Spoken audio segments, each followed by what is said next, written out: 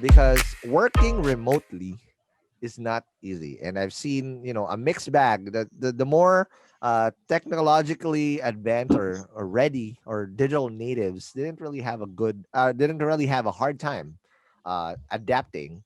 Whereas those people who are always stuck in the office looking at each other and gossiping with each other had a hard time had a hard time adjusting to this setup. But for you, you've always been remote.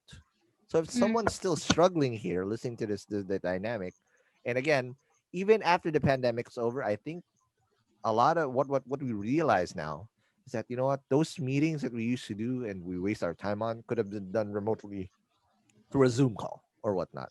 And I think it's gonna radically change how work is done. But for you, since you're natives in this type of setup, what would be your tips for having a great working relationship that there's still check and balance and at the same time enough trust to go around so that people are still accountable and also responsible for their own work and deliverables?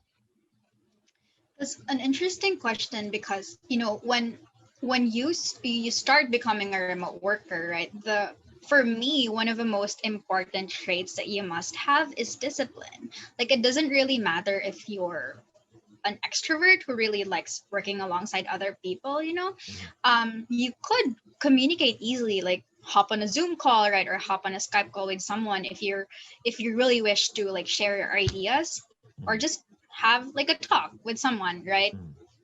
So for me, so long as you have that discipline, then you'd be able to succeed becoming a remote worker.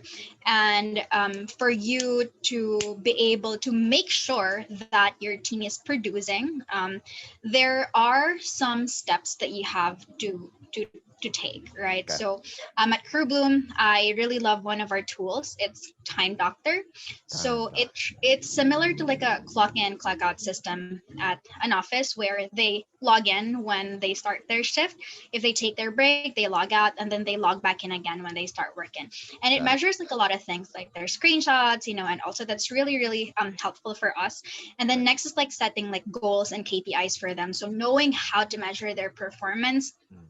and them knowing to as well, right? Like how we'll be measuring them Correct. is very important.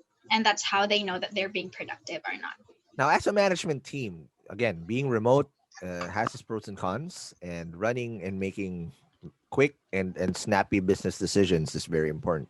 As co-founders and I guess your management team, how do you make sure that you're on top of things, especially if there's payroll and whatnot? How do you make sure that nothing falls through the cracks, aside from communicating to your team, but also making the right decisions at a team and making sure that you're addressing any type of issue that needs to be addressed? So I think communication is essential. Okay. Having a dependability as a core value, I think, is kind of, I mean, required or essential as a remote worker. So think that genuinely my team working remotely, possibly in an ocean apart, is Right. more responsive than an in-office team. Got it. I think that, yeah, just communicating on a regular basis and leaning on one another and knowing they'll be there for you.